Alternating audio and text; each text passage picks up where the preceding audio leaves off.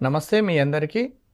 TET రాస్తున్నటువంటి అభ్యర్థులారా గమనించండి. ప్రస్తుతం మనం కెమిస్ట్రీ కంటెంట్ గురించి నేర్చుకుంటున్నాము. ఇందులో భాగంగా 6 మార్క్స్ దాకా ఎగ్జామినేషన్లు వస్తున్నాయన్న విషయం మనందరికీ తెలిసిందే. ఈరోజు ఈ క్లాస్లో మనము కెమికల్ బాండ్ గురించి, తెలుగులో రసాయనిక బంధము అంటాము. రసాయనిక బంధము, కెమికల్ బాండ్ గురించి మనము తెలుసుకోబోతున్నాము. అసలు కెమికల్ బాండ్ అంటే ఏంటి గమనించండి. రసాయనిక బంధము అంటే ఏంటి? దాన్ని సులభంగా చెప్పాలి అంటే అణువులోని పరమాణువుల మధ్యన ఉండబడిన ఆకర్షణ బలాల ఫలితంగా ఏర్పడినటువంటి బంధాన్ని రసాయనిక బంధము అంటామండి. అణువులోని పరమాణువుల మధ్యన ఉండబడినటువంటి ఆకర్షణ బలాలను, attraction between any two atoms, రెండు పరమాణువుల మధ్యన ఉండబడే ఆకర్షణ బలాన్ని రసాయనిక బంధం అంటున్నాము.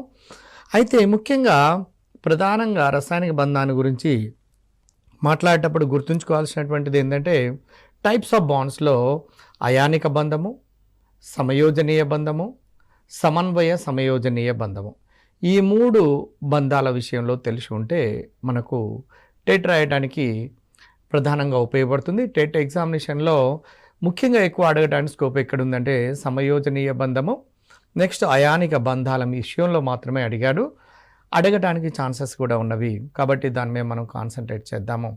ముఖ్యంగా ఇప్పుడు కొన్ని మూలకములు ఆవర్తన పట్టిక లోపల ఉండబడినటువంటి మూలకాలను కనుక తీసుకొని చూసినట్లయితే, కొన్ని మూలకాలేమో పరమాణుక స్థితిలో ఉన్నవి, కొన్ని మూలకాలేమో అణుస్థితి లోపల ఉన్నవి. కొన్ని మూలకాలు పరమాణుక స్థితిలో ఉన్నవి, కొన్ని మూలకాలు అణుస్థితిలో ఉన్నాయి. ఉదాహరణకు ఆవర్తన పట్టికలో జడవాయువులు పరమాణుక స్థితిలోనే స్థిర విన్యాసాన్ని కలిగి ఉన్నవి, స్టేబుల్గా ఉన్నవి, NS2 NP6 అంటే అలాంటి ఎలక్ట్రాన్ విన్యాసాన్ని కలిగి ఉన్నవి, అంటే అష్టక నియమాన్ని పొంది ఉన్నవి. అష్టకము అంటే 8 ఎలక్ట్రాన్లను వేలెన్సీ లోపల కలిగి ఉండటాన్ని అష్టకము అంటారు. అవి పాటించడాన్ని అష్టక నియమము అంటారు. ఆక్టెట్ రూల్ ఇంగ్లీష్లో. అంటే 0 గ్రూప్ ఎలిమెంట్స్ అన్నీ కూడా ఆక్టెట్ రూల్ను లేదా అష్టక నియమాన్ని పాటిస్తాయి. కాబట్టి అవి రసాయనిక చర్యలలో పాల్గొనేటువంటి అవసరం లేదు. కాబట్టి అవి పరమాణుక స్థితిలోనే స్థిరత్వాన్ని కలిగి ఉంటాయి. కానీ హైడ్రోజన్, క్లోరిన్, ఆక్సిజన్, నైట్రోజన్ లాంటి మూలకాల యొక్క వేలెన్సీ లోపల, వాటిలో వేలెన్సీ లోపల అష్టక నియమాన్ని పాటించటం లేవు. కాబట్టి అస్థిరత్వాన్ని కలిగి ఉండటం వల్ల అవి రసాయనిక చర్యలలో పాల్గొని, అంటే రసాయనిక బంధాలలో పాల్గొని చివరికి అణువులుగా మారుతుంటాయి. పరమాణువులు అణువులుగా మారటాన్ని కెమికల్ బాండ్ అంటారు. ఇందులో ముఖ్యంగా ప్రధానంగా 2 బాండ్స్గా మనం తీసుకోవచ్చు. ఒకటి కోవలెంట్ బాండ్, రెండవదేమో అయానిక్ బాండ్. అయానిక్ బాండ్ అనేది ఎలా ఏర్పడుతుంది అంటే, అయానిక్ బాండ్కి ఇంకొక పదం ఏంటంటే ఎలక్ట్రోవాలెంట్ బాండ్ లేదా దీన్ని అయానిక బంధము అంటారు. అయానిక బంధంలో ఎలక్ట్రాన్ల బదలాయింపు అనేది జరుగుతుందండి. ఒక పరమాణువు నుంచి ఇంకొక పరమాణువునకు ఎలక్ట్రాన్ బదలాయింపు అనేది జరుగుతుంది. ఎలక్ట్రాన్ల బదలాయింపు కారణం వలన ఏర్పడినటువంటి బంధాన్ని అయానిక బంధము అంటారు. చూడండి, మీరు ఒక విషయాన్ని గమనించండి. దానికి కొన్ని ఉదాహరణలు కనుక మీరు చూసినట్లయితే మీకు స్పష్టంగా అర్థం కావటానికి అవకాశం ఉంటుంది. ఇప్పుడు చూడండి, ఎలక్ట్రాన్ల బదలాయింపు కారణం చేత ఏర్పడినటువంటి బంధాన్ని అయానిక బంధము అంటారు. అయానిక బంధానికి ఎగ్జాంపుల్ మనము కొన్ని తీసుకొని చూద్దాము. మనకు టెక్స్ట్ బుక్లో అయానిక్ బాండ్ అంటున్నాము. ఈ టెక్స్ట్ బుక్లో ఇచ్చినటువంటి ఎగ్జాంపుల్లో NaCl, ముఖ్యంగా మెగ్నీషియం క్లోరైడ్ లాంటివి తీసుకోండి, సోడియం ఆక్సైడ్, ఇలాంటి సమ్మేళనాలను కనుక తీసుకున్నట్లయితే ఇది NaCl. చూడండి, NaCl సోడియం క్లోరైడ్. ఇందులో సోడియం యొక్క పరమాణు సంఖ్య 11, అదే క్లోరిన్ పరమాణు సంఖ్య 17. కాబట్టి ఇది సులభంగా ఒక ఎలక్ట్రాన్ క్లోరిన్కి ఇచ్చివేసి ఇది Na+ ఆయాన్గా మారుతుంది, ధనావేశం కలిగిన ఆయాన్గా మారుతుంది. ఇది ఒక ఎలక్ట్రాన్ గ్రహించి రుణావేశం కలిగిన ఆయాన్గా మారుతుంది. అంటే పాజిటివ్ నెగిటివ్ ఛార్జీల మధ్యన స్థిర విద్యుత్ ఆకర్షణ బలాలు ఏర్పడుతుంటాయి. ఈ విధంగా స్థిర విద్యుత్ ఆకర్షణ బలాల కారణం చేత ఏర్పడినటువంటి బంధాన్నే అయానిక బంధము అంటారు. ఇక్కడ ఎందుకు సోడియం ఒక ఎలక్ట్రాన్ కోల్పోతుంది, ఎందుకు క్లోరిన్ ఒక ఎలక్ట్రాన్ గ్రహిస్తుంది అనే ప్రశ్న మీకు ఉదయించవచ్చు. ఇందులో సోడియం అనేది పరమాణు సంఖ్య 11 అంటే దాంట్లో 11 ఎలక్ట్రాన్లు ఉన్నాయి కాబట్టి ఒక ఎలక్ట్రాన్ కనుక కోల్పోతే దాంట్లో 10 ఎలక్ట్రాన్లు ఉంటే NS2 NP6 అష్టకాన్ని పొందే అవకాశం ఉన్నది. కాబట్టి అదేవిధంగా క్లోరిన్ కూడా ఒక ఎలక్ట్రాన్ని గ్రహించినప్పుడు NS2 NP6 అంటే ఇది కూడా అష్టకాన్ని పొంది స్థిరత్వాన్ని పొందుతూ ఉన్నది. కాబట్టి Na+Cl- రూపంలో, అందువల్ల ఈ పాజిటివ్ నెగిటివ్ ఛార్జీల మధ్యన ఆకర్షణ బలాలు పనిచేస్తుంటాయి. కాబట్టి ఈ ఆకర్షణ బలాల ఫలితంగా ఏర్పడినటువంటి బంధాన్నే అయానిక బంధము అంటుంటాము. ఈ అయానిక బంధము లోపల మనం గమనించేది ఏంటంటే ట్రాన్స్ఫర్ ఆఫ్ ద ఎలక్ట్రాన్, ఎలక్ట్రాన్ల బదలాయింపు జరుగుతుంది అంటున్నారు. కాబట్టి ఇప్పుడు ఉదాహరణకు ఈ క్రింది వాణిలో అయానిక బంధము కలిగినటువంటి సమ్మేళనం ఏది? అయితే అయానిక బంధము ఏర్పడాలి అంటే మీరు గమనించాల్సినటువంటి ఒక అంశం ఏంటంటే, ఇప్పుడు ఇది ఆవర్తన పట్టిక గురించి మీకు కొంత అవగాహన ఉన్నది.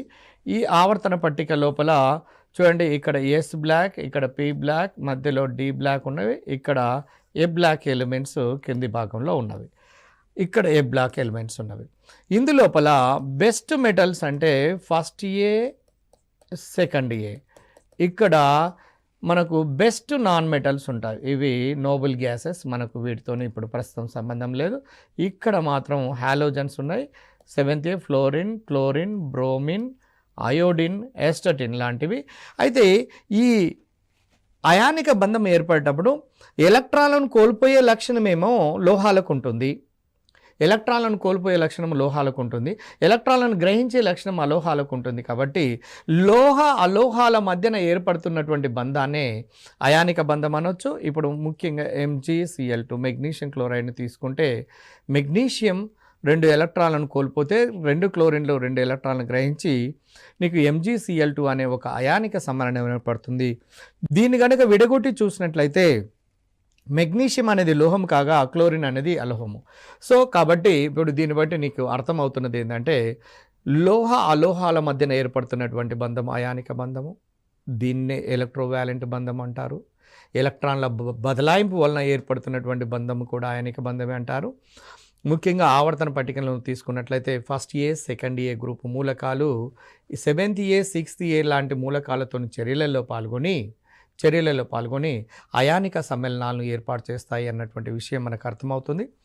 ఆ తర్వాత మీరు గమనించాల్సినటువంటి ఇంకొక అంశం ఏంటంటే కోవలెంట్ బాండ్ గురించి చూద్దాము. కోవలెంట్ బాండ్ అంటే ఏంటి? ఇక్కడ చూడండి, కోవలెంట్ బాండ్ను డాష్తో చూపిస్తారండి. దీన్నే లూయిస్ బంధము అని కూడా అంటారు. లూయిస్ అనే శాస్త్రవేత్త ప్రపోజ్ చేశారు కాబట్టి లూయిస్ బాండ్ అంటారు.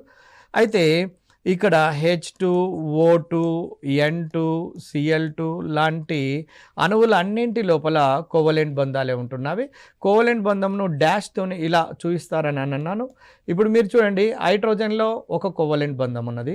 ఇప్పుడు ఆక్సిజన్లో ద్విబంధం కూడా 2 కోవలెంట్ బంధాలే. ఇందులో ఒక బంధము సిగ్మా బంధం కాగా రెండవ బంధము పై బంధం అవుతుంది. నైట్రోజన్ విషయానికి వచ్చినట్లయితే 3 కూడా సమయోజనీయ బంధాలు ఉన్నప్పటికీ కూడా ఇందులో ఒకటి మాత్రం సిగ్మా బంధము, 2 పై బంధాలు అవుతున్నాయి. కాబట్టి హైడ్రోజన్ అణువులో కనుక తీసుకున్నట్లయితే మన ఎంట్రన్స్ పాయింట్ ఆఫ్ వ్యూలో చూసినట్లయితే, టెట్ ఎగ్జామినేషన్ పాయింట్ ఆఫ్ వ్యూలో చూసినట్లయితే హైడ్రోజన్, ఆక్సిజన్, నైట్రోజన్లలో సిగ్మా బంధాలు పై బంధాల విషయం లోపల అడుగుతున్నారండి. ఏక బంధాన్ని కనుక కలిగి ఉంటే అది సిగ్మా బంధము, ఏకబంధము కలిగి ఉంటే సిగ్మా బంధము. ద్విబంధం ఉన్నప్పుడు ఒకటి సిగ్మా, రెండవది పై అవుతున్నది. అదే త్రిబంధం ఉన్నప్పుడు ఒకటి సిగ్మా, 2 మిగిలినవి పై అవుతున్నాయి. 2 పరమాణువుల మధ్యన 10 బంధాలు ఉన్నాయనుకోండి, ఒకటి సిగ్మా, మిగిలినవన్నీ కూడా 9 పై బంధాలు అవుతున్నవి. అంటే సిగ్మా బంధాలు ఎన్ని, పై బంధాలు ఎన్నో మనము దీన్ని బట్టి గుర్తుపెట్టుకోవచ్చు. ఇప్పుడు ఉదాహరణకు CH4 ఉందనుకోండి, దీని యొక్క స్ట్రక్చర్ను కనుక గీసినట్లయితే ఈ విధమైనటువంటి స్ట్రక్చర్ కనపడుతుంది. సిగ్మా బంధాలు చూడండి, 1, 2, 3, 4 సమయోజనీయ బంధాలు, ఇవే కోవలెంట్ బాండ్స్ అంటారు. వీటిలో చూడండి ఎన్ని సిగ్మా బంధాలు అంటే, ఏక బంధాలన్నీ సిగ్మా బంధాలు కాబట్టి 1, 2, 3, 4 సిగ్మా బంధాలు. మీథేన్లో కలిగినటువంటి సిగ్మా బంధాల సంఖ్య ఎంత అంటే 4. మీథేన్లో సమయోజనీయ బంధాల సంఖ్య ఎంత అంటే 4. మనం ఆ విధంగా ఆన్సర్ చెప్పడానికి అవకాశం ఉంటుంది, అడగటానికి కూడా ఆ విధంగా ఉంటున్నది. ఉదాహరణకు ఈథేన్ లోపల ఉండబడే సమయోజనీయ బంధాల సంఖ్య అంటే దాని యొక్క స్ట్రక్చర్ మీ అందరికీ తెలుసు. ఈథేన్ ఆర్గానిక్ కెమిస్ట్రీ ప్రకారము మనము ఈ విధంగా రాస్తుంటుంటాము. ఈథేన్లో ఎన్ని సమయోజనీయ బంధాలు ఉన్నవి అంటే 1 2 3 4 5 6. నెక్స్ట్ మధ్యలో ఉన్నది 7. సిగ్మా బంధాల సంఖ్య ఎన్ని అంటే 7. ఏక బంధాలన్నీ సిగ్మా బంధాలే. కాబట్టి సిగ్మా పై బంధాల విషయం లోపల సాధారణంగా క్వశ్చన్ అడుగుతున్నారండి. కాబట్టి ఈ సమయోజనీయ బంధం గురించి నేర్చుకునేటప్పుడు ఈ సిగ్మా బంధాలెన్ని, పై బంధాలెన్ని, ఒక అణువులు అనే విషయాన్ని మనం గమనించాల్సినటువంటి అవసరం ఉన్నది. గతంలో అడిగినటువంటి అన్ని కాంపిటేటివ్ ఎగ్జామినేషన్లో H2O2 N2లలో సిగ్మా బంధాల సంఖ్య అంటే దీంట్లో హైడ్రోజన్లో ఒక సిగ్మా బంధము, ఆక్సిజన్లో ఒక సిగ్మా బంధము, నైట్రోజన్లో ఒక సిగ్మా బంధము. హైడ్రోజన్లో పై బంధాలు ఎంత అంటే 0, ఆక్సిజన్లో 1, నైట్రోజన్లో 2 ఉన్నాయండి. ఈ విధంగా మనము తెలుసుకోవాల్సినటువంటి అవసరం ఉన్నది. ఆ తర్వాత మీరు గమనించండి. నెక్స్ట్ సమయోజనీయ బంధాన్ని గురించి చూడండి. H2ను తీసుకుందాం. H2 అనేది ఎలా ఏర్పడుతుంది అంటే 2 హైడ్రోజన్ పరమాణువులు సమీపం లోపలికి వచ్చినప్పుడు చూడండి, హైడ్రోజన్ యొక్క ఎలక్ట్రాన్ విన్యాసం మీ అందరికీ తెలుసు, 1s1గా రాస్తాము. దీంట్లో ఒక ఎలక్ట్రాన్ ఉన్నది. అంటే నెక్స్ట్ ఇంకొక హైడ్రోజన్ లోపల అపసవ్య దిశలో తిరుగుతున్నటువంటి ఎలక్ట్రాన్లు ఈ 2 హైడ్రోజన్లలోని s ఆర్బిటాల్లో అతిపాతము చెందటం వల్ల H2 అణువు ఏర్పడుతుందని, ఈ 2 కూడా ఈ హైడ్రోజన్ ఒక ఎలక్ట్రాన్ ఇస్తుంది, ఈ హైడ్రోజన్ కూడా ఇంకొక ఎలక్ట్రాన్ ఇస్తుంది. ఈ రెండింటిని సమిష్టిగా పంచుకోవడం వల్ల ఏర్పడినటువంటి బంధాన్నే ఏ బంధము అంటారంటే సమయోజనీయ బంధము అంటారు. కాబట్టి హైడ్రోజన్లో ఉండబడినటువంటి బంధం ఏంటంటే సమయోజనీయ బంధము. అదే ఆక్సిజన్ లోపల మీరు తీసుకొని చూసినట్లయితే చూడండి, ఆక్సిజన్ O2ను తీసుకోండి. O2 యొక్క స్ట్రక్చర్ రాస్తే ఈ విధంగా ఉంటుంది. 1 సిగ్మా 1 పై అనే విషయం మీకు తెలుసు. ఆక్సిజన్ యొక్క పరమాణు సంఖ్య 8 కాబట్టి దీని ఎలక్ట్రాన్ విన్యాసం 1s2 2s2 2p4గా రాస్తాము. ఇది వేలెన్సీ కక్ష. చివరి కక్ష లోపల ఉండబడినటువంటి ఎలక్ట్రాన్లకు ప్రాధాన్యత ఉంటుంది. కాబట్టి మీరు చూడండి, ఆక్సిజన్ 1 2 3 4 అంటే 2p4. దీంట్లో ఆక్సిజన్లో 2 ఒంటరి ఎలక్ట్రాన్లు ఉన్నాయి. అంటే 2 జతలేమో బంధ ఎలక్ట్రాన్ జంటలు ఉన్నవి, 1 2 బంధ ఎలక్ట్రాన్ జంటలు, 2 ఒంటరి ఎలక్ట్రాన్లు ఉన్నవి. అదేవిధంగా ఇంకొక ఆక్సిజన్లో కూడా 2 బంధ ఎలక్ట్రాన్ జంటలు, 2 ఒంటరి ఎలక్ట్రాన్లు ఉన్నవి. ఈ రెండు పంచుకోవటం వల్ల ఆక్సిజన్ల మధ్యన ఏ బంధం ఏర్పడుతుంది అంటే ద్విబంధం ఏర్పడుతుంది. అదేవిధంగా మీరు నైట్రోజన్ కూడా తీసుకొని చూసినట్లయితే నైట్రోజన్ లోపల ఎన్ని ఒంటరి ఎలక్ట్రాన్లు ఉన్నవి అంటే ఎలక్ట్రాన్ విన్యాసం ప్రకారం 3 ఉన్నవి. కాబట్టి ఇంకొక నైట్రోజన్ లోపల ఉండబడినటువంటి 3 ఒంటరి ఎలక్ట్రాన్లతోని ఈ జత పంచుకొని ఒక బంధము, ఇలా నైట్రోజన్ మధ్యన ట్రిపుల్ బాండ్ అనేది ఫామ్ అవుతున్నది. ఇందులో 3 సమయోజనీయ బంధాలు అయినప్పటికీ కూడా 1 సిగ్మా బంధము, మిగిలినవి 2 పై బంధాలు అనే విషయాన్ని మీరు గమనించండి. ఈ విధంగా మీరు ఏ మాలిక్యూల్ అయినా తీసుకోండి, H2O2 N2 CF2 Cl2 Br2 I2 ఇలాంటి అణువులలో ఆర్గానిక్ మాలిక్యూల్స్ మీథేన్ కావచ్చు, ఈథేన్ కావచ్చు, ఇంకా తదితర ఏ మాలిక్యూల్ కార్బన్ అన్ని అణువులలో సమయోజనీయ బంధాలను మాత్రమే కలిగి ఉంటున్నాయి.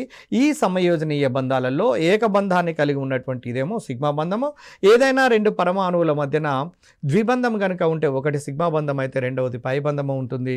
3 బంధాలు కనుక 2 పరమాణువుల మధ్యన ఉంటే 1 సిగ్మా బంధము, మిగిలినటువంటివి 2 పై బంధాలు అవుతున్నవి. అయితే గతం లోపల అడిగినటువంటి టెట్ క్వశ్చన్ ఎలా ఉన్నదో మీరు ఒకసారి గమనించి చూస్తే మీకు తెలిసిపోతుంది. చూడండి, ఇప్పుడు గతంలో అడిగినటువంటి టెట్ క్వశ్చన్ మీకు చూపిస్తాను. అందులో F2O2 N2లో ఉండవన్నటువంటి బంధాలు వరుసగా చూడండి, F2O2 N2లో ఉండబడినటువంటి బంధాలు సమయోజనీయ బంధాలు వరుసగా అన్నాడు. దీని స్ట్రక్చర్ రాసి చూద్దాం. F'(S), next O double bond O, N triple bond N. మీ అందరికీ తెలుసు ఒంటరి ఎలక్ట్రాన్లు ఎన్ని ఉంటాయో అన్ని బంధాలను ఏర్పాటు చేసుకుంటాయి. ఫ్లోరిన్లో 1 ఒంటరి ఎలక్ట్రాన్ ఉంది కాబట్టి 1 బంధాన్ని, ఆక్సిజన్లో 2 ఒంటరి ఎలక్ట్రాన్లు ఉన్నాయి కాబట్టి ద్విబంధాన్ని, నైట్రోజన్లో 3 ఒంటరి ఎలక్ట్రాన్లు ఉన్నాయి కాబట్టి త్రిబంధాన్ని. అంటే the bonds are depends upon the presence of number of unpaired electrons. If the number of unpaired electrons are changing, automatically the bond is also changing. అయితే ఇప్పుడు చూద్దాం, F2లో తీసుకొని చూద్దాం. F2లో సిగ్మా బంధము 1 బంధము. ఇందులో ఎన్ని ఉన్నాయి? 2 ఉన్నాయి. ఇందులో 3 ఉన్నాయి. ఆన్సర్లు ఇచ్చినటువంటి వాటిలో చూడండి, option 1 2 3 1, option 2 3 2 1, next option 3 example ఈ మోడల్లో ఇచ్చిండు 1 2 3 అంటే ఆన్సర్ ఏమవుతుంది అంటే 1 2 3. ఇది గతంలో టెట్ లోపల అడగబడినటువంటి క్వశ్చన్ అండి, F2 O2 N2. గతంలో ఇంకా కొన్ని ఎగ్జామినేషన్లో ఈ F2కు బదులుగా హైడ్రోజన్ ఇవ్వటం జరిగింది. హైడ్రోజన్ లోపల కూడా ఉండబడినటువంటి బంధము సింగిల్ బాండే. కాబట్టి ఇక్కడ H2O2 N2 అన్నా కూడా సమయోజనీయ బంధాలు ఉండబడినటువంటి బంధాల యొక్క వరుస క్రమాన్ని కనుక తీసుకొని చూసినట్లయితే 1 2 3గా ఇలా రాసేయచ్చు. అంటే ఇప్పుడు మీకు ఏమర్థమైందంటే ముఖ్యంగా మనకు 9th and 10th క్లాస్ వరకు కనుక మీరు గమనించి చూసినట్లయితే వీటిలలో ప్రధానంగా సమయోజనీయ బంధం మీద అయానిక బంధం మీద ఎక్కువగా కాన్సన్ట్రేట్ చేయడం జరిగినది. సాధారణంగా టెట్ ఎగ్జామినేషన్లో కొన్ని ప్రశ్నలు తప్ప, 1 లేదా 2 ప్రశ్నలు తప్ప ఇప్పటి వరకు మాత్రము అడిగినటువంటి క్వశ్చన్లు అన్నింటినీ కనుక అనాలసిస్ చేసి చూసినట్లయితే హై స్కూల్ లెవెల్ వరకే ఉండి కొన్ని క్వశ్చన్లను మాత్రం అప్లికేషన్ రూపంలో ఇవ్వటం జరిగినది. కాబట్టి ఇది ఫస్ట్ది అయానిక బంధము, ఎలక్ట్రాన్ల బదలాయింపు వల్ల ఏర్పడే బంధము, ఇది లోహాల మధ్యన ఏర్పడుతుందని. రెండవది సమయోజనీయ బంధము, ఇవి 2 అలోహపు పరమాణువుల మధ్యన ఏర్పడుతుంది. F2Cl2O2 ఇవన్నీ మీరు గమనించి చూడండి. అలోహపు పరమాణువుల మధ్యన మీరు గమనించి చూసినట్లయితే సాధారణంగా సమయోజనీయ బంధాలు ఏర్పడుతున్నాయి. అన్ని కార్బన్ అణువులలో మీథేన్, ఈథేన్, ప్రోపేన్, ఈథెలిన్ ఏదైనా తీసుకోండి, అన్ని కార్బన్ అణువులలో సమయోజనీయ బంధాలు ఉంటాయన్నటువంటి విషయం మనకు అర్థమైనది. తర్వాత సమన్వయ సమయోజనీయ బంధం కూడా ఉన్నది, కానీ ఇది పై స్థాయి లోపల ఉండబడినటువంటిది. అందులో కొన్ని ఎగ్జాంపుల్ మాత్రం తప్పకుండా మనం గుర్తుపెట్టుకోవాల్సినటువంటి అవసరం ఉన్నది. చూడండి, సమన్వయ సమయోజనీయ బంధము. సమయోజనీయ బంధం అంటే ఇక్కడ 2 పరమాణులు 2 ఎలక్ట్రాన్లను ఇస్తాయి, 2 కూడా ఇస్తాయి, 2 కూడా సమానంగా పంచుకుంటాయి, సమయోజనీయ బంధం. కానీ సమన్వయ సమయోజనీయ బంధంలో మాత్రం కొంచెం డిఫరెంట్ ఏంటంటే చూడండి, NH3 అనేది ఒక ఎలక్ట్రాన్ జంటను అందిస్తుంది. దేనికి? H+ అనే ఆయానుకు. దీంట్లో ఖాళీ ఆర్బిటాల్ ఉంటుంది. కాబట్టి ఇది ఎలక్ట్రాన్ జంటను దీనికి అందిస్తే అప్పుడు ఏర్పడేది బంధం ఏంటి అంటే NH3H+ మధ్యన ఏర్పడినటువంటి బంధము. చూడండి, దీన్ని NH4+గా కూడా రాస్తాము. దీన్నే డేటివ్ బంధము లేదా సమన్వయ సమయోజనీయ బంధము అంటారండి. డేటివ్ బంధము లేదా సమన్వయ సమయోజనీయ బంధము అంటారు. దీన్నే సిడ్జ్విక్ బంధము అని కూడా అంటారు. ఎందుకంటే సిడ్జ్విక్ అనే శాస్త్రవేత్త తెలియచేశాడు. కాబట్టి అమ్మోనియం ఆయాన్ లోపల ఉండబడినటువంటి బంధం ఏదంటే సమన్వయ సమయోజనీయ బంధము. దాన్నే డేటివ్ బంధం అని కూడా అంటారని. ఇంకొకటి మీరు గమనించి చూడండి, H3O+ ఆయాను లోపల ఉండబడేది వెరీ ఇంపార్టెంట్. H3O+లో ఉండబడినటువంటి బంధము కూడా సమన్వయ సమయోజనీయ బంధమే.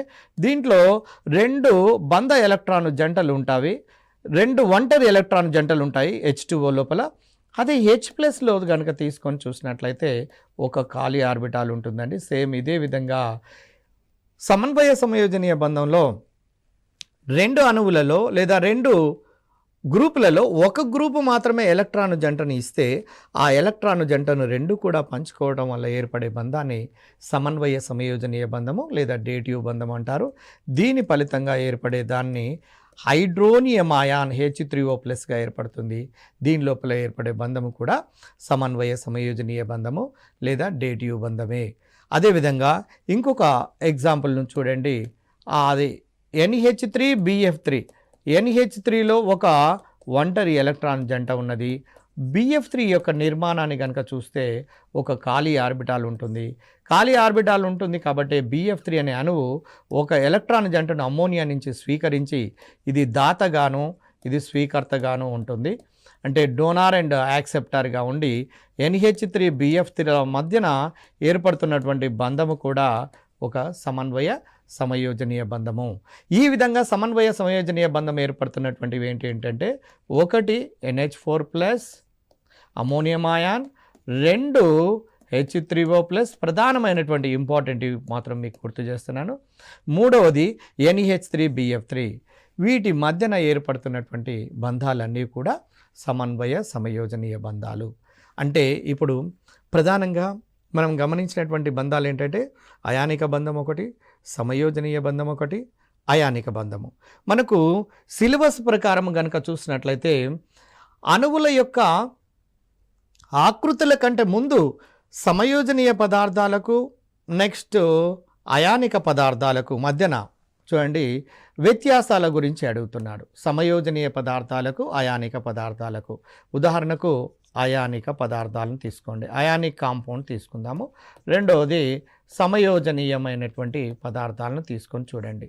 ఇక్కడ గమనించండి, అయానిక సమ్మేళనాలు, సమయోజనీయ సమ్మేళనాలు, ionic compounds and covalent compounds.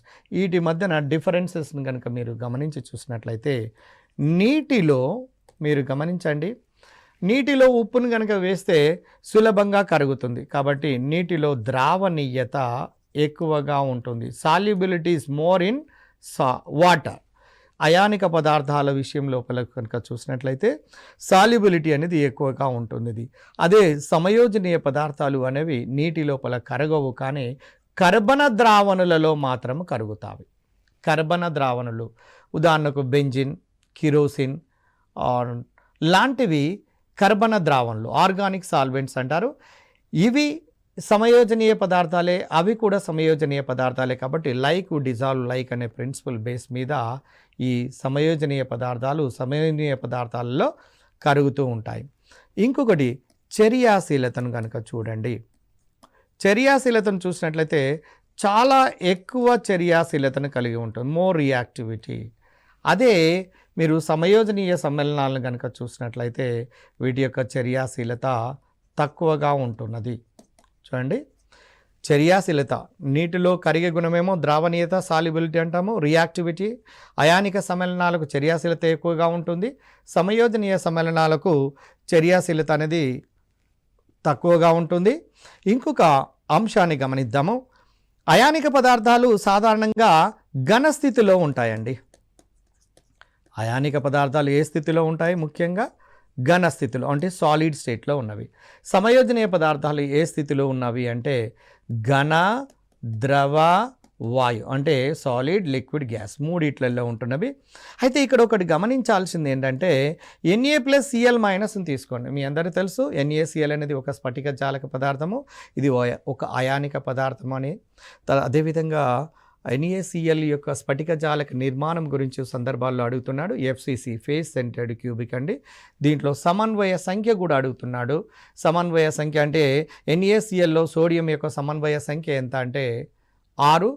అదేవిధంగా క్లోరైడ్ యొక్క సమన్వయ సంఖ్య అంటే క్లోరిన్ యొక్క సమన్వయ సంఖ్య ఎంత అంటే 6. అంటే ఒక Na+ చుట్టూ 6 Cl-, 6 Cl-, ఒక Cl- చుట్టూ 6 Na+లు ఇమిడి ఉంటాయి. కాబట్టి NaCl యొక్క సమన్వయ సంఖ్య 6గా గుర్తుంచుకోండి. FCC ఫేస్ సెంటర్డ్ క్యూబిక్, దీని యొక్క సమన్వయ సంఖ్య కోఆర్డినేషన్ నెంబర్ 6. ఇది ఖచ్చితంగా గుర్తుంచుకోండి, ఇది ఇంపార్టెంట్ పాయింట్. ఇకపోతే నెక్స్ట్ ఇంకొకటి MPBPల విషయంలో వచ్చుదాం.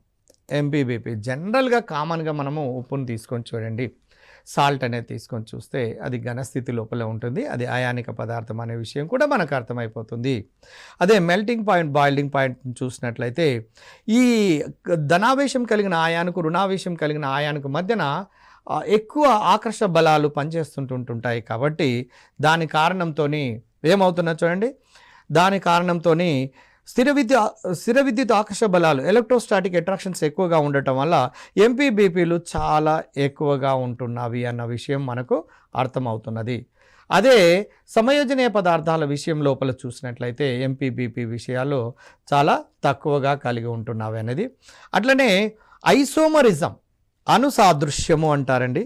అనుసాదృశ్యము, ఐసోమరిజం అనే ప్రాపర్టీను ఒక సమయోజనీయ పదార్థాలు మాత్రమే, ఒక కోవలెంట్ కాంపౌండ్స్ మాత్రమే చూపిస్తాయి, కానీ ఈ అయానిక సమ్మేళనాలు చూపించవు. ఈ విధంగా ఒక ఉదాహరణకు ఒక సోడియం క్లోరైడ్ని కనుక తీసుకొని, సోడియం క్లోరైడ్ నీటిలో కరుగుతుంది కాబట్టి దాని ద్రావణీయత ఎక్కువగా ఉంటుందని. అదే NaClను కిరోసిన్లో కనుక ఉంచినట్లయితే కరగదు. కారణం ఏంటంటే NaCl అనేమో అకర్బన పదార్థము, ఇక్కడ కిరోసిన్ అనేదేమో కర్బన పదార్థము. అదే చర్యాశీలత పరంగా చూసినట్లయితే అయానిక సమ్మేళనాలు లేదా అయానిక పదార్థాలు ఈ యొక్క చర్యాశీలత ఎక్కువగా ఉంటే సమయోజనీయ పదార్థాల యొక్క చర్యాశీలత తక్కువగా ఉంటుందని. స్టేట్ లేదా స్థితి గురించి మనం చూసినట్లయితే ఇవి ఘనస్థితి లోపల ఉంటే ఇవి సమయోజనీయ పదార్థాలు లేదా కోవలెంట్ కాంపౌండ్స్ అనేది ఘన, ద్రవ, వాయు స్థితులలో ఉంటున్నట్టుగా మనకు తెలియజేస్తున్నది. అంటే ఎంపీబీపీ విషయం లోపల ఆటోమేటిక్గా ఇవి సాలిడ్ స్టేట్ లోపల ఉంటాయి, ఎక్కువ స్ట్రాంగ్ బాండ్స్ని కలిగి ఉంటాయి కాబట్టి అయానిక బంధం బలమైంది కాబట్టి వీటి యొక్క ద్రవీభవన బాష్పీభవన ఉష్ణోగ్రతలు ఎక్కువ ఉంటే సమయోజనీయ పదార్థాల యొక్క ద్రవీభవన బాష్పీభవన ఉష్ణోగ్రతలు తక్కువగా ఉంటాయి. కానీ కర్బన ద్రావణంలో మాత్రమే కరుగుతాయని, చర్యాశీలత పరంగా చూస్తే అయానిక పదార్థాలకు ఎక్కువగా ఉంటుందని, అదే సమయోజనీయ పదార్థాలకు తక్కువగా ఉంటుందని. స్థితి ప్రకారం చూస్తే అయానిక పదార్థాలకు అట్రాక్షన్స్ ఎక్కువగా ఉన్నవి కాబట్టి ఘనస్థితి లోపల ఉంటే సమయోజనీయ పదార్థాలు ఘన, ద్రవ, వాయు 3 స్థితులలో ఉన్నవి. ఎంపీబీపీల విషయం లోపల మనం గమనించింది అయానిక పదార్థాలకు ఎక్కువని, సమయోజనీయ పదార్థాలకు తక్కువని. అణుసాదృశ్యము విషయం లోపల మాత్రం అయానిక పదార్థాలు మాత్రం అణుసాదృశ్యాన్ని ప్రదర్శించలేవు. Ionic compound does not exhibit the isomerism property. అంటే అదే ఒకవేళ కోవలెంట్ కాంపౌండ్స్ లేదా కోవలెంట్ కాంపౌండ్స్ అంటే ఆర్గానిక్ కాంపౌండ్స్ మనం అన్నీ కూడా కోవలెంట్ కాంపౌండ్స్గా తీసుకోవచ్చు. కాబట్టి కర్బన సమ్మేళనాల్లో అణుసాదృశ్యం అనేది కనపడుతుంది.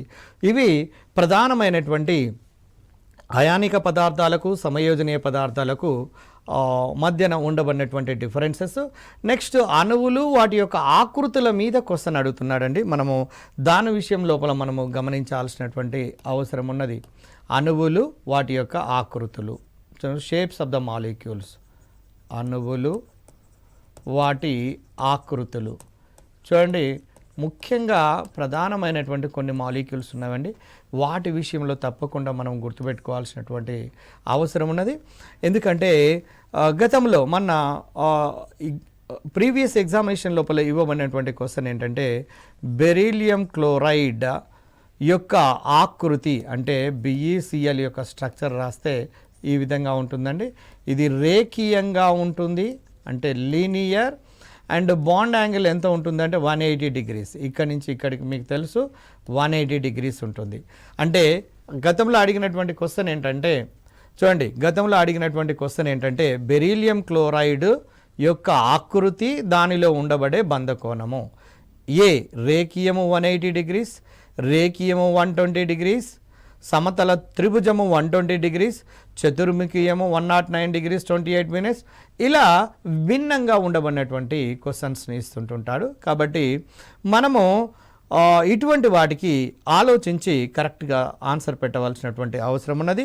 బెరీలియం క్లోరైడ్లో రేఖీయ నిర్మాణము, తర్వాత 180 degrees ఉన్నది అనే విషయము. తర్వాత ఇంకా కొన్ని ముఖ్యమైనటువంటి అణువుల విషయం లోపల గమనించి చూద్దాము. ఫస్ట్ చూడండి, మీథేన్ తీసుకోండి, రెండవది అమ్మోనియాను, మూడవది H2O తీసుకోండి. ఇందులో సంకరకరణాల మీద కూడా అడుగుతున్నాడండి. సంకరకరణం, hybridization, sp3 hybridization, sp3 hybridization, sp3 hybridization నిర్మాణాన్ని కనుక చూసినట్లయితే మీరు గమనించండి. ఇవన్నీ కూడా గతంలో ఎంట్రన్స్లలో అడుగుతున్నటువంటి ప్రశ్నలు. అమ్మోనియా యొక్క స్ట్రక్చర్ని గీస్తే ఈ విధంగా ఉంటుంది. ఇక్కడ ఒంటరి ఎలక్ట్రాన్ జంట ఉంటుంది. అదే నీటి యొక్క నిర్మాణాన్ని ఈ విధంగా గీయవచ్చు. ఇక్కడ చూడండి, ఈ ఒంటరి ఎలక్ట్రాన్ జంటలు ఇవి. మీథేన్ యొక్క ఆకృతి ఏంటంటే టెట్రాహైడ్రన్ TDతోను చూపిస్తాం.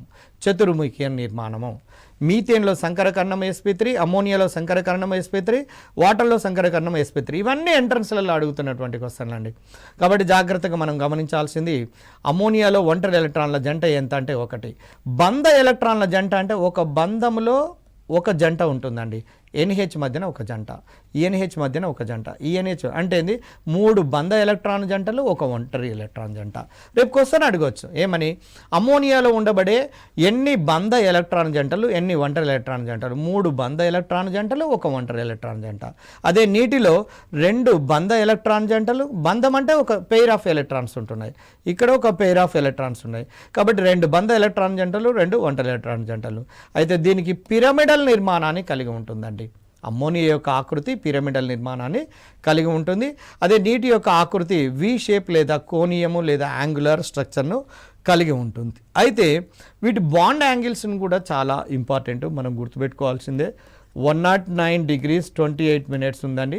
ఇన్ జనరల్గా sp3 హైబ్రిడైజేషన్ ఉన్నప్పుడు ఎటువంటి వికర్షణలు లేనప్పుడు 109 degrees 28 minutes దీన్ని టెట్రాహైడ్రల్ బాండ్ యాంగిల్ అంటాము.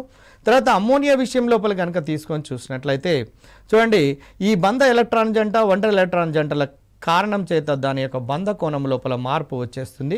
బంధ కోణంలో 107 వరకు తగ్గుతూ ఉంటుంది. అదే నీటి అణువు లోపల కనుక తీసుకున్నట్లయితే 104.5 డిగ్రీస్ బంధ కోణాన్ని నీటి అణువు లోపల ఉంటుంది. ఇప్పుడు చూడండి, మీథేన్లో ఉండబడే సమయోజనీయ బంధాల సంఖ్య ఎంత అంటే 1, 2, 3, 4. అమ్మోనియాలో ఉండబడే సమయోజనీయ బంధాల సంఖ్య ఎంత అని అడిగితే 1, 2, 3. నెక్స్ట్ నీటి అణువులో ఉండబడే సమయోజనీయ బంధాల సంఖ్య అంటే 2.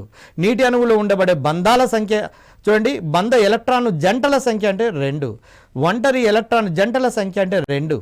అదే అమ్మోనియాలో ఒంటరి ఎలక్ట్రాన్ జంటల సంఖ్య అంటే 1, బంధ ఎలక్ట్రాన్ జంటల సంఖ్య అంటే 3. ఈ విధంగా బాండ్ పెయిర్, లోన్ పెయిర్ చూడండి, bond pair and loan pair, bond pair and loan pairs.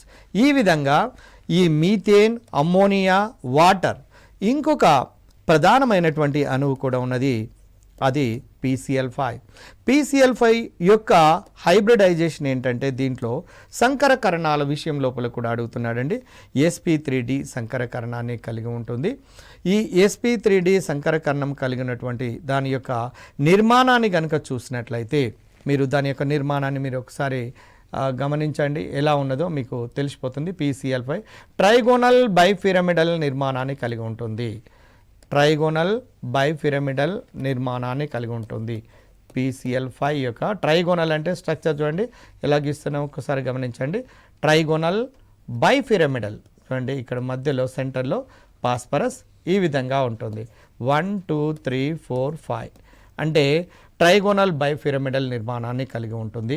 ఇక్కడ మీరు గమనించాల్సినటువంటిది ఏంటంటే PCl5 లోపల ఉండబడే హైబ్రిడైజేషన్ ఏంటి అంటున్నాడు, sp3d. PCl5 లోపల ఉండబడే ఒంటరి బంధ ఎలక్ట్రాన్ జంటలు ఎన్ని అన్నాడు అనుకోండి, PCl5లో 5 సమయోజనీయ బంధాలు ఉన్నాయి కాబట్టి 5 జంటలు. ఎన్ని సిగ్మా బాండ్స్ అని అడిగినా కూడా 5గా మనం చెప్పవచ్చు. ఈ విధంగా కాంపిటేటివ్ పాయింట్ ఆఫ్ వ్యూలో అడుగుతున్నారు కాబట్టి చూడండి, దీంట్లో కెమికల్ బాండ్లో సమయోజనీయ బంధం అంటే ఏంటి, అయానిక బంధం అంటే ఏంటి, వాటి ఎగ్జాంపుల్స్. నెక్స్ట్ సమయోజనీయ పదార్థాలకు అయానిక పదార్థాలకు వ్యత్యాసాలు, అదేవిధంగా అణువులు వాటి యొక్క ఆకృతుల గురించి మనం తెలుసుకోవాల్సినటువంటి అవసరం ఉన్నది. ఆ తర్వాత సంకరకరణము విషయం లోపల సంకరక హైబ్రిడైజేషన్ విషయంలో కొన్ని ముఖ్యమైనటువంటి అణువులు, ఇప్పుడు బెరీలియం క్లోరైడ్ కూడా అందులో ఒక ముఖ్యమైనటువంటి అణువే. BeCl2 లోపల ఉండబడినటువంటి సంకరకరణము అంటే హైబ్రిడైజేషన్ ఏంటంటే sp హైబ్రిడైజేషన్ ఉంటుంది. 180 degrees బంధ కోణాన్ని కలిగి ఉంటుంది, రేఖీయ నిర్మాణాన్ని కలిగి ఉంటుంది అన్నటువంటి విషయాన్ని తెలియచేయటం జరిగినది. కాబట్టి దీన్ని బట్టి ఈ కెమికల్ బాండ్ లోపల ఉండబడినటువంటి అంశాలను వీటి మీద ఎక్కువగా కాన్సన్ట్రేట్ కనుక చేసినట్లయితే తప్పకుండా మీరు టెట్ లోపల ది బెస్ట్ మార్క్స్ సంపాదించే అవకాశం ఉంటుంది. కాబట్టి మీరు మంచిగా ప్రిపేర్ కావాలని కోరుకుంటూ మీ చంద్రం. Thank you.